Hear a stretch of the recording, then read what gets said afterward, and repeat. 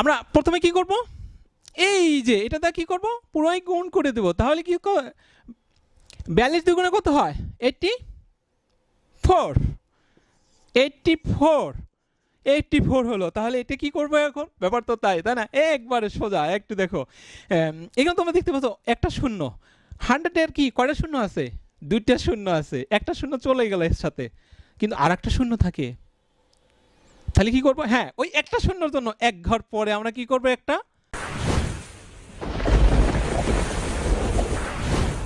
Hello student, how are you? আশা করি অনেক ভালো আছো। আমি MNA Siddiqui, self development BD school থেকে আজ তোমাদের সাথে পার্সেন্ট অর্থাৎ শতকরা নিয়ে আলোচনা করব। আশা করি প্রথম থেকে শেষ পর্যন্ত সাথে থাকবে, আর সাথে থাকলে সেই জাদুকারী টেকনিকগুলো শিখে নিবে এবং অতি সহজেই কিভাবে তোমরা সেই পার্সেন্টের অঙ্কগুলো করতে পারো সেই ব্যাপারগুলো বুঝে নিবে, আর কোনো সমস্যা থাকবে না। এখন প্রথমেই যাব সেই কি পার্সেন্ট জিনিসটা কি, এখানে একে বুঝে দেবো যে শতকরা। এখন তোমরা দেখতে পাচ্ছ এখানে যে পারসেন্ট, পার বলতে বোঝায় হলো প্রতি, আর সেন্ট বলতে বোঝায় 100। কি তাহলে? প্রতি 100, বা কি লিখতে পারি? পার 100 বা পার 100। আমরা আরো বলতে পারি, কি বলতে পারি? পার্টস পার 100 এভাবে বলতে পারি যে পার্টস পার কত? 100। এভাবে আমরা কি বলতে পারি, তাই না? হ্যাঁ, আমরা যদি আরো ভালো করে বলি এভাবে আরো বলতে পারবো যে পার্সেন্ট ইজ এনিথিং পার 100। তো অর্থ দাঁড়াচ্ছে শতকরা বলতে কোনো কিছু প্রতি 100-এ হবে, কি তাই না? তাহলে পার্সেন্ট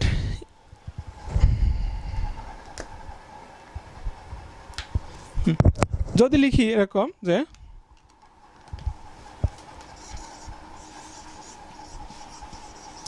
পার্সেন্ট ইজ এনিথিং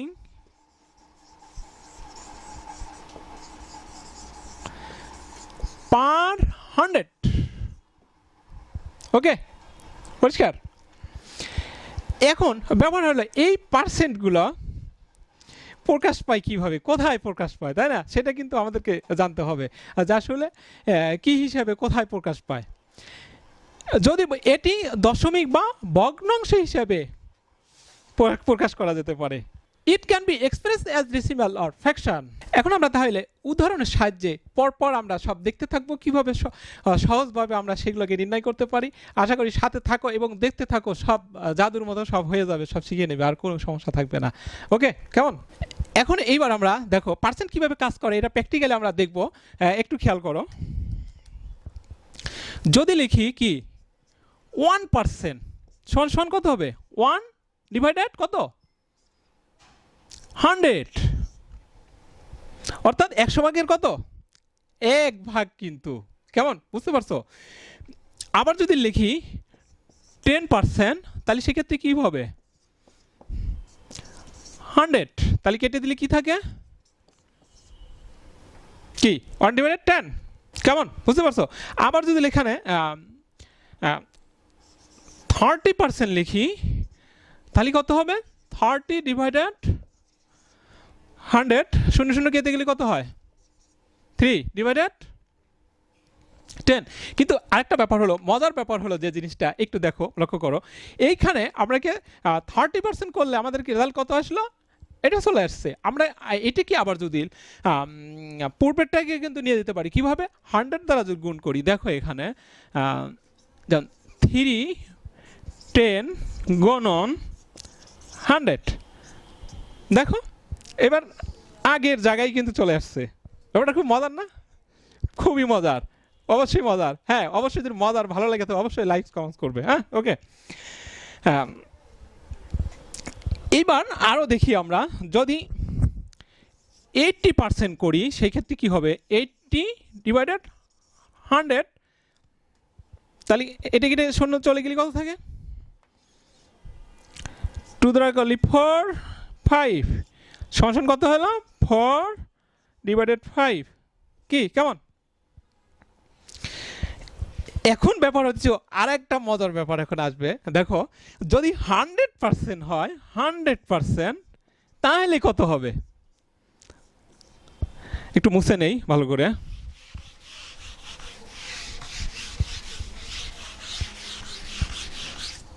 তাহলে যদি আমরা কি করি 100% করি, দেখো কি মজার একটা ব্যাপার। এইবার একটু লক্ষ্য করবে, মনোযোগ দেওয়া, তাছাড়া কিন্তু বুঝতে পারবে না। দেখো যেমন 100% করলাম, তাহলে 100 ডিভাইডেড 100, তাহলে কেটে কি হলো? 1 কিন্তু হয়ে গেছে। 1 হয়েছে না? 1 হয়ে গেছে। এইখানে তোমরা দেখতে পাচ্ছ যে 1%, অর্থাৎ 100 ভাগের 1 ভাগ। আর এখানে তোমরা দেখতে পাচ্ছ যে 100%, অর্থাৎ কত হলো? 1 হইল 1। তাহলে ব্যাপারটা কি, পার্থক্যটা কি? হ্যাঁ, পার্থক্যটা হলো যে এখানে 100 ভাগের 1 ভাগ, আর এটা 100-এ 100, 100-এ 100, দেখতে পাচ্ছ 100-এ 100, অর্থাৎ 100% কাজ করছে সে। অর্থাৎ তার পারফরমেন্স কত? 100%, 100-এ 100-এ কোনো কমতি নেই। আমরা জানি 100-এ 100 কোনো কিছু হলে সে কি হয়? পরিপূর্ণ হয়ে যায়। আর পরিপূর্ণকে আমরা কীভাবে প্রকাশ করি? 1 হয়ে যায় সে, নাম্বার 1। নাম্বার 1, তাহলে সে নাম্বার 1, অর্থাৎ 100-র ভিতরে 100, সে পরিপূর্ণ একটা সংখ্যা, পরিপূর্ণতা পেয়েছে, পুরো পরিপূর্ণ। হ্যাঁ, কিন্তু আর এখানে 100 ভাগের 1 ভাগ। দেখো এইটাকে যদি 100 দ্বারা ভাগ করো, তাহলে দেখো এটাকে 100 দ্বারা ভাগ করলে দেখো তোমরা ক্যালকুলেটর দেখতে পারো, এরকম যা আসবে। দেখো তাহলে কি এটা 1 হলো? এখানে আসলো যে 0.01 হয়েছে, আর এখানে পরিপূর্ণ 1 হয়েছে। এটা কি এটা 1 হলো? কখনো না। তাহলে কি ক্লিয়ার, পরিষ্কার? খুবই মজার ব্যাপার, কিন্তু এটা খুব মজার ব্যাপার। পরিষ্কার তো? আর কোনো সমস্যা নাই না? অবশ্যই ভালো লেগেছে, তাই না? অবশ্যই ভালো লাগলে সাবস্ক্রাইব করবে।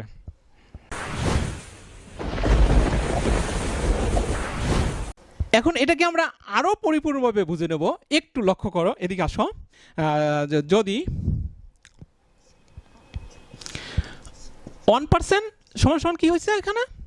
0.01। এটাকে দেখো 0.01 গুণন 100। যদি 100ই হয় তাহলে কি হবে? আবার কিন্তু এইখানেই ফেরত চলে আসবে। হ্যাঁ, কেমন?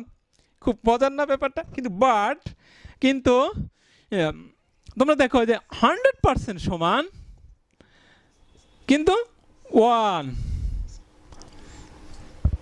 পরিষ্কার? এই ব্যাপারে তো আর সন্দেহ বা আর কোনো দ্বিধাদ্বন্দ্ব থাকার কথা না, না বোঝার এবার কোনো কিছু না। অবশ্যই বুঝতে পারছো। কেমন? পরবর্তী পাঠে চলে যাবো এখন আমরা।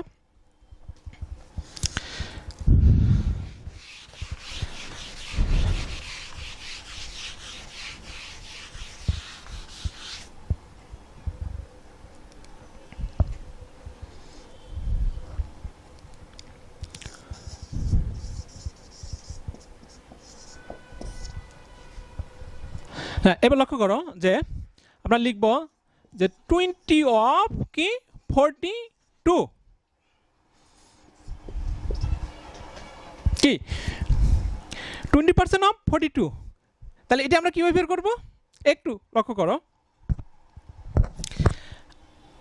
আমরা প্রথমে কি করব? এই যে এটা দা কি করব? পুরোই গুণ করে দেব। তাহলে কি 42 দুগুণে কত হয়? 84।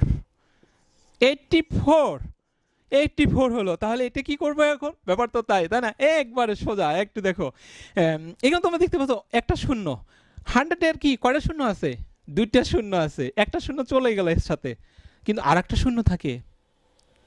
তাহলে কি করবো? হ্যাঁ, ওই একটা শূন্যর জন্য এক ঘর পরে আমরা কি করবো? একটা দশমিক দিয়ে দেবো। কি বুঝতে পারছো? ওকে, একদম সোজা, কয়েক সেকেন্ডের ব্যাপার। কিন্তু আমি বুঝাচ্ছি দিকে একটু টাইম বেশি লাগতেছে, কিন্তু এটা কিন্তু খুব ইজি ব্যাপার। কিন্তু আমরা যদি একটু ভেঙে লিখি, একটু লক্ষ্য করো এইভাবে, যেমন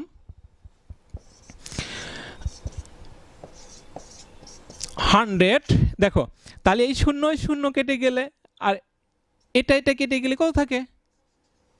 5। তাহলে এইবার যদি ই করা হয় তাহলে কত হবে? 50টা 40। তারপরে যে পয়েন্ট তো দিতেই হবে, যে পয়েন্ট চলে আসছে, তাই না? 4 5 20 বা 20। দেখছো ব্যাপার কিন্তু একই, কিন্তু আমরা সোজা এইভাবে করলাম আর এটা করলাম, ব্যাপারটা সোজা না। আমরা আরেকটা অন্য একটা উদাহরণ চলে যাই, নিচে করি দেখ, আমরা অন্য একটা উদাহরণে চলে যাব।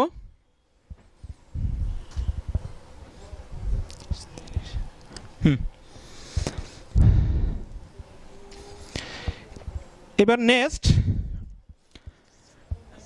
25% অফ 30, এটা কিভাবে করব আমরা? দেখো অতি সহজেই দেখো করে ফেলবো। এটাকে পুরো আমরা কি করব, এটা বা এটার সাথে কি করব, দুটা গুণ করে ফেলবো। তাহলে কত হয়? 3 25 75, 75। এবার কিন্তু ব্যাপার কিন্তু একই, এই একটা শূন্যর জন্য কি হয়েছে, শতকের 1 চলে গেছে, আর বাকি শূন্যর জন্য এখানে একটা পয়েন্ট বসবে। তাহলে কত হলো? 7.5। আর আমি ভেঙে ওইভাবে দেখালাম না, তো পারবে তোমরা অবশ্যই, এত এত সময় বুঝে ফেলছো, আর কোনো সমস্যা থাকার কথা না। ওকে, এবার দেখো তোমরা এটা আমরা কত সহজে করতে পারি একটু লক্ষ্য করো।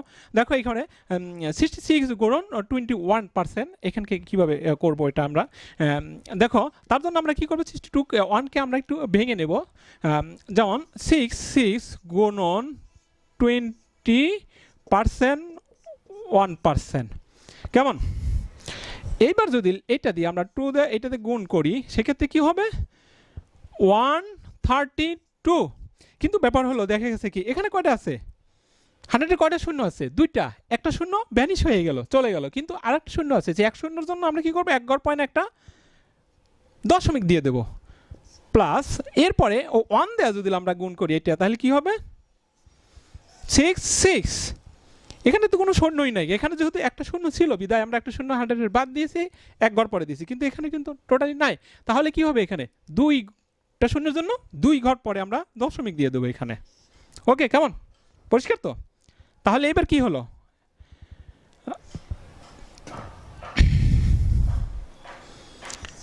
পয়েন্ট কত হবে? 86। কেমন? অতি সহজ কিন্তু না, সহজে কিন্তু আমরা করতে পারছি। এরপরে দেখো এটা দেখো, তাহলে আমরা কি করবো, এটা 61। এবার 61% গণন 30, এটা কিভাবে আমরা করতে পারি? এটাকে আমরা যদি করি 60% প্লাস 1%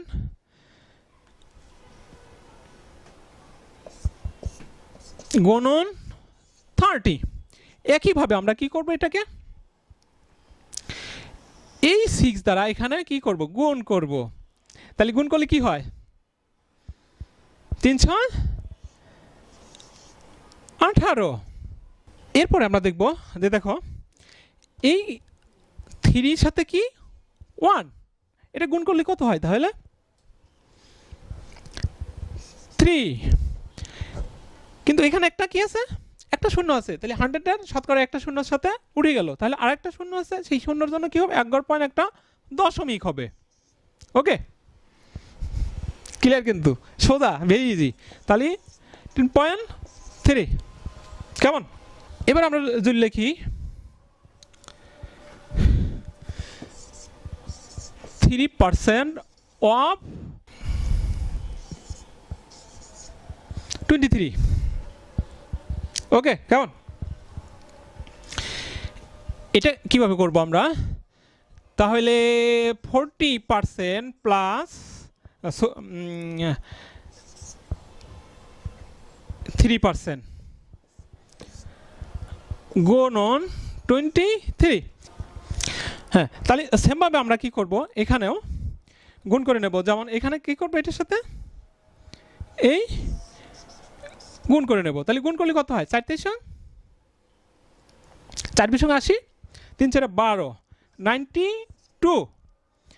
কিন্তু এখানে কিন্তু দেখা গেছে কি, এই যে 100-এর একটা শূন্য কি হলো, আছে, কিন্তু চলে গেল, কিন্তু আরেকটা শূন্য, সেক্ষেত্রে কি হবে, 9-এর পরে একটা দশমিক হবে। কি, কেমন? এইবার আমরা প্লাস এই 3 23 কত হবে, 6 9। এখানে তো কোনো কি কিছু আছে, কোনো কিছুই নাই, কোনো শূন্য নাই, কিছুই নাই। সেক্ষেত্রে আমরা কি করব, 2 শূন্যর জন্য 2 ঘর পরে একটা দশমিক দিব। এইবার হয়েছে। এইবার যদি আমরা যোগ করি তাহলে কত হয়, 9 8 9। ওকে, ক্লিয়ার? এবার তোমরা দেখো এই পাশে যে হোয়াট পার্সেন্ট অফ 16 ইজ 20, অর্থাৎ 20% কার ভিতরে, 60-এর ভিতরে। হ্যাঁ, 60-এর ভিতরে 20%। তাহলে সেক্ষেত্রে আমরা লিখবো, দেখো হতে পারি এখানে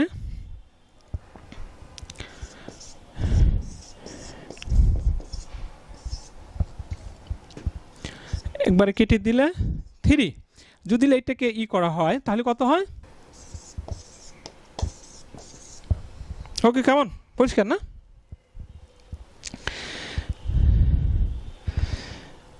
আবার যদি লিখি যে 90 কোন সংখ্যার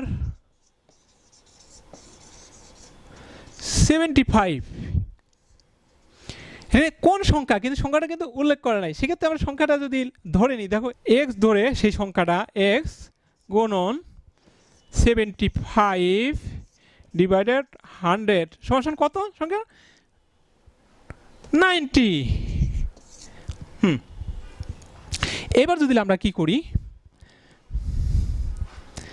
এটা কাটলে 25 করলে 3, 25 4, তাহলে কত আসে, 3x ডিভাইডেড 4 সমান 90। তাহলে আমরা কি লিখতে পারি, 3x সমান 4 লিখতে পারি, তাই না? বা x সমান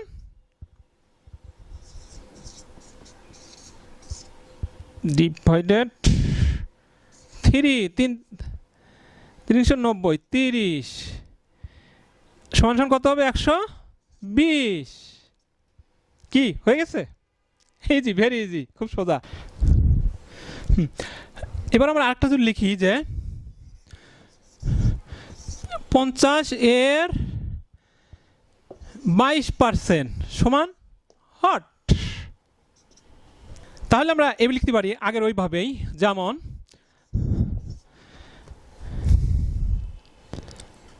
গুণন 20% যোগ 2%। আগের মতোই আমরা কি করব, গুণ করে দেই। এখানে গুণ করলে কত হয়,